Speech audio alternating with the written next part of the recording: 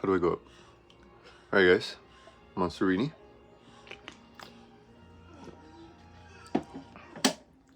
Alright guys, so today we're going to be doing a Subaru 2017. We're going to be doing a couple of different things on it. We're looking for loud crack, but last time we looked at it, we figured out it had a fucked up wheel bearing and the cats were fucked. That's because of some other stuff I'll probably explain later in the video why they're fucked, but basically they're hollow and there's a check engine light and the car sounds loud as fuck. So this is my dad's car. He wants that gone, so we're going to be working on that today. We ordered some tools. I'll show you guys later in the video. We got the wheel bearing in. We got the first cat in. We're waiting for the other one, which should come in today. The other one was supposed to come with it. I don't know why they're coming in separately. The bearing came in yesterday, and then the first cat came in this morning. So we're just going to start working. I mean, we have an extra car for a reason. We don't really need this one right away. So if it doesn't get done today, it'll get done tomorrow. But yeah, let's get straight into it, buddy. Alright, so here are the tools that we bought. These are the ones for the sensor. You guys saw a split second of the other ones, but I'll show you guys later in the video. So we're starting out by doing the wheel bearing. This is going to be the full wheel bearing and wheel hub assembly. So those two will come out together and we'll install them back as a whole new piece. So to get back there, we have to remove the brake caliper. Well, the brakes in general. So we have to get back there and remove the whole assembly. So here's a better angle for you guys. It's just the 2 bolts back here, and we take both of those off and we'll be able to hang the caliper to the side so that we could get access to it.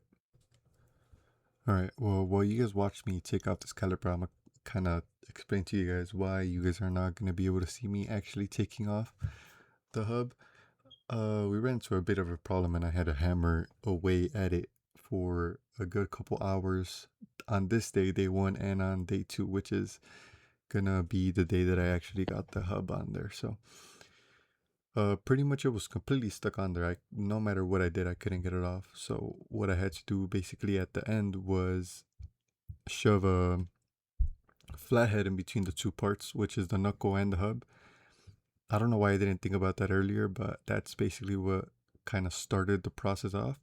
So I did that, and then that pretty much started off the process of taking it off. Then I had a chisel. I had 2 chisels actually, and those were the 2 things that I shoved on both sides, on the left and on the right, and then that started coming out more, and then eventually it came out.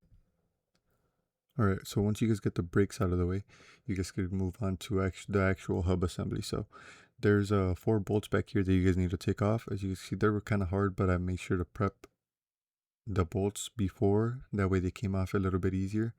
Also hammering the socket on there to make sure that I had a good grip on them really helped. So yeah, just the 4 bolts, take them off, and then that should be it for the back. Then we get into the hard part, which is actually removing the hub from the knuckle, which in my case was pretty much seized onto the thing, and then I just get a random sound out of nowhere on my clips. Alright, so now that we're finishing up the back, we can move on to the front.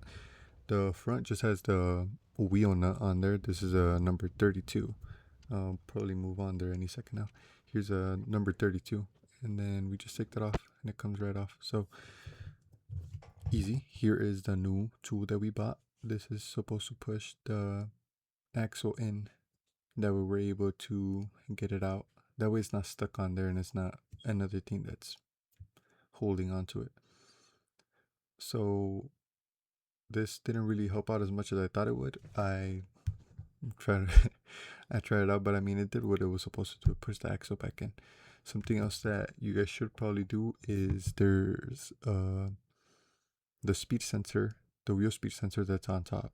You guys should probably remove that. That way it's not in the way when you guys are trying to remove it. You guys could damage it if it's in the way. So here's a second thing I tried doing.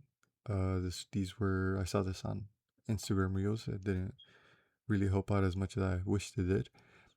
I ended up breaking one of the bolts. It's whatever. I think I should have gotten some higher grade bolts, but whatever. So here is the next day. Here is it on the new hub.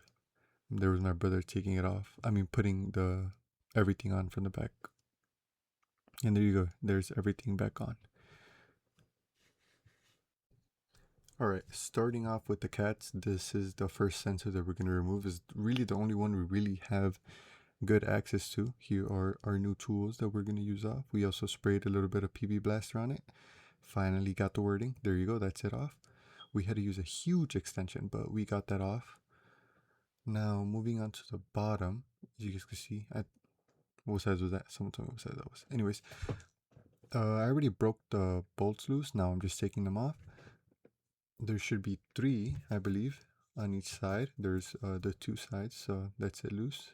And now we're able to try to bring it down. Now to bring this whole thing down, we're gonna bring both of them down, not just this front part.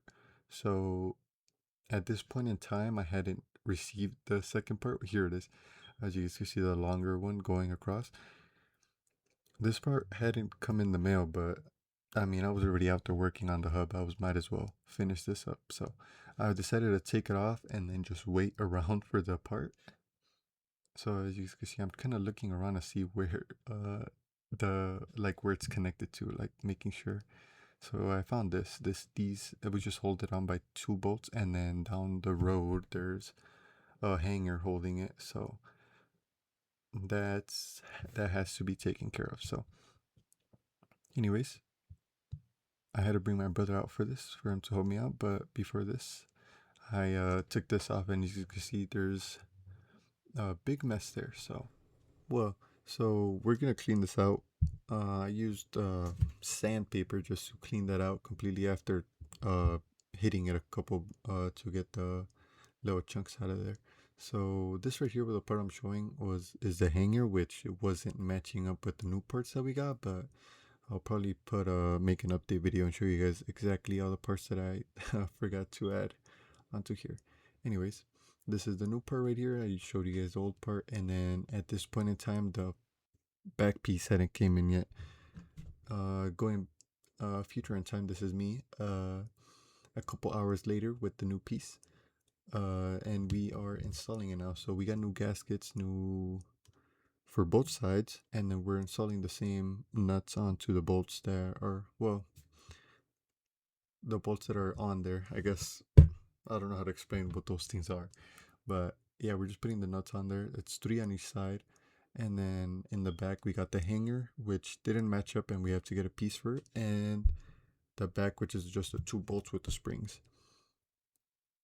If you guys are doing this, I would recommend you guys get the bolts with the springs. Those were super duper rusted on there, and I feel like I got lucky that I didn't snap them off. So I think if you guys want to be safe, probably order those. Anyways, big reason why we did this job at all was because, well, obviously the noise, and because we had like 5 engine lights, well, 5 lights on the dash, and then the main reason, the engine light, which was this. And we kind of knew because we had cats, I guess they were clogged or something, and we had like emptied out, and obviously that gave us an engine code. But because this Subaru is kind of new, I guess it decided to throw like 5 different lights on the dash.